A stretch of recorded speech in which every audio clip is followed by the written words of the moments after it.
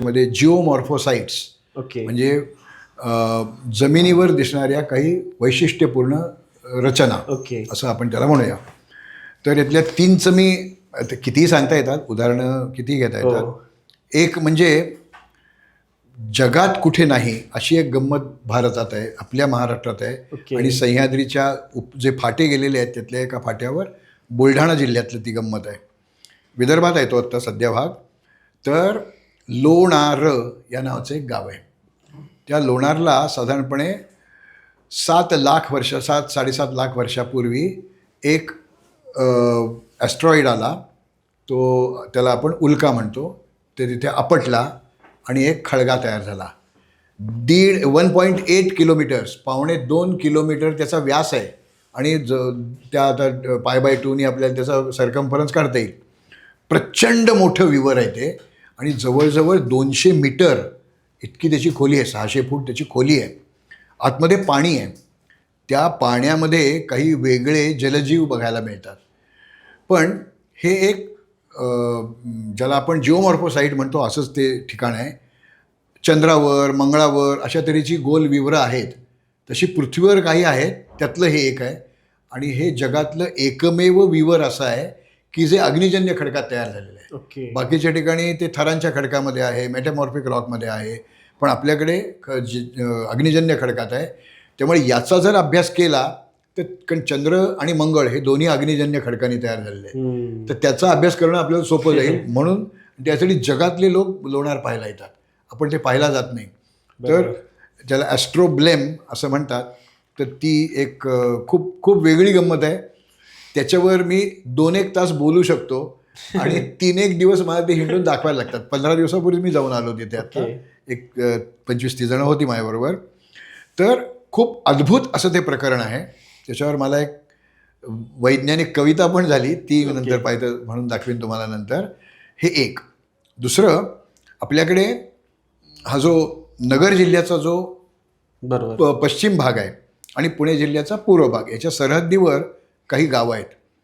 पुणे जिल्ह्यातलं शिरूर नावाचं जे गाव आहे, तालुका प्लेस आहे ती. तिथनं थोडं पुढे गेलं की आपण वडगाव दर्या या नावाचं एक गाव आहे. वडगाव दर्या. त्या वडगाव दर्याला एक खूप वेगळी गंमत आपल्याला बघायला मिळते. ती म्हणजे तिथे चुनखडीचे दगड बघायला मिळतात. आणि त्या वडगाव दर्याच्या त्या डोंगरांमधनं काही जागा ज्या मला अनेक वेळा जाऊन माहिती झालेल्या आहेत, तिथे साधारणपणे 2.5-3 लाख वर्षापूर्वीच्या वनस्पतींच्या पानांचे ठसे तिथल्या खडकांवर उमटलेले आहेत. म्हणजे झालं असं की तो गाळ म्हणजे चुनखडीयुक्त गाळ वाहून आला. तिथे काही पानं होती, ती त्याच्यावर पडली.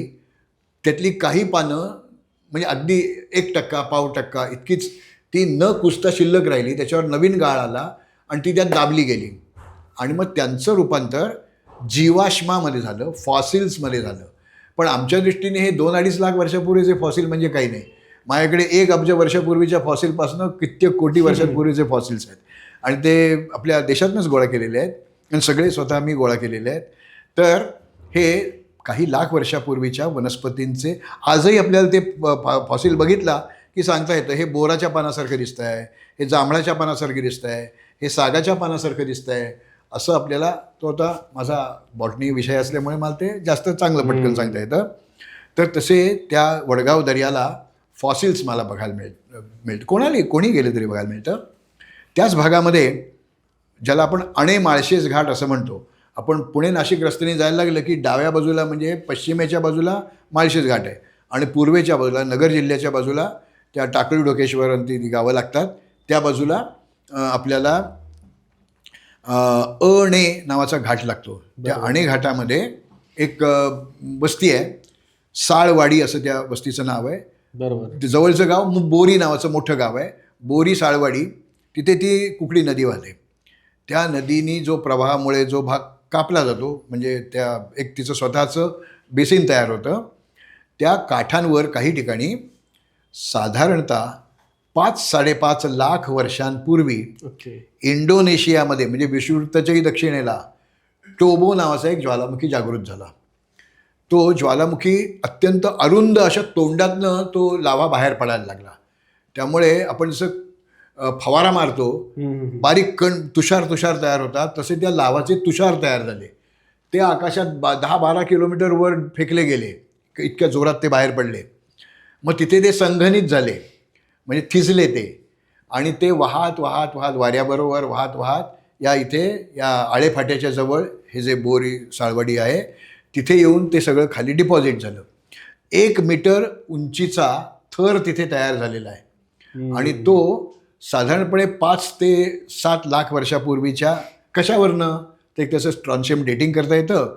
आणि दुसरी म्हणजे त्याच्या खाली आदिमानवाची काही दगडी हत्यारं सापडली, लघु अश्म हत्यारं, मायक्रोलिथ ज्याला आपण म्हणतो, ती सापडली.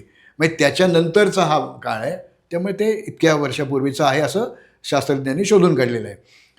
तर ती टेफ्रा म्हणजे ती जी काही राख, तर राख का नाही म्हणत आहे मी, तर राख म्हणजे काहीतरी गोष्ट जळायला लागते, ऑक्सिडेशन व्हायला लागतं. इथे ऑक्सिडेशन झालेलं नाही, संघनन झालेलं आहे, थिजलं आहे.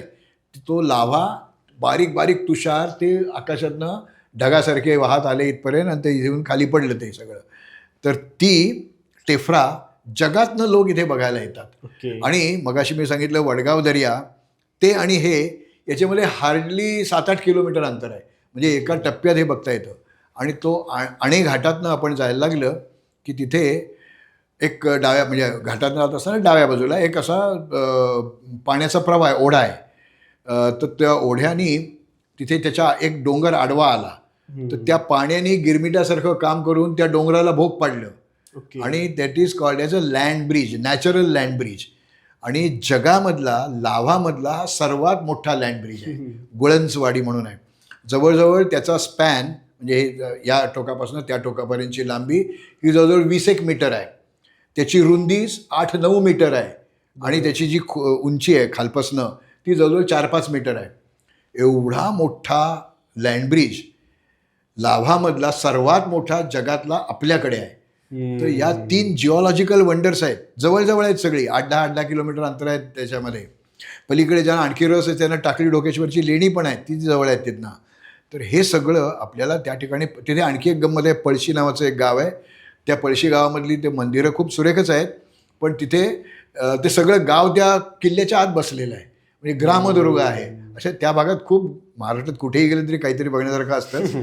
तर हे 3 जिओलॉजिकल फीचर्स, भूशास्त्रीय नवल स्थानं ही आपल्याला तिथे बघायला मिळतात. तर याला महाराष्ट्रामधला जिओमॉर्फोसाईटचा एक पुंज, एक अनेक गोष्टी एकाच ठिकाणी बघायला मिळणं हे खूप अद्भुत आहे. ते आपल्याला इथे बघायला मिळतं. लोणार जरा लांब आहे, पण हे तर जवळ आहे, पुणे आणि नगरच्या मध्येच आहे ते. बरोबर. आणि लोणार तर खूपच म्हणजे युनिक पण आहे. हो, ते तर आणि याही गोष्टी सगळ्या युनिकच आहेत, असं नाही आहे जगात कुठेही. आपण, आपल्याला माहीत नाही, आपण कस्तुरी मृग आहोत, आपल्याला आपल्याकडे एवढं निसर्ग वैभव आहे हेच माहीत नाही, त्यामुळे सगळी पंचायत होते. बरोबर, तुम्ही शब्द बरोबर वापरला. आपण वेगळ्या गोष्टीच्या मागे पळतोय, स्वतःकडे ज्या गोष्टी आहेत त्या तर आपल्या लक्षातच येत नाहीये. नक्की.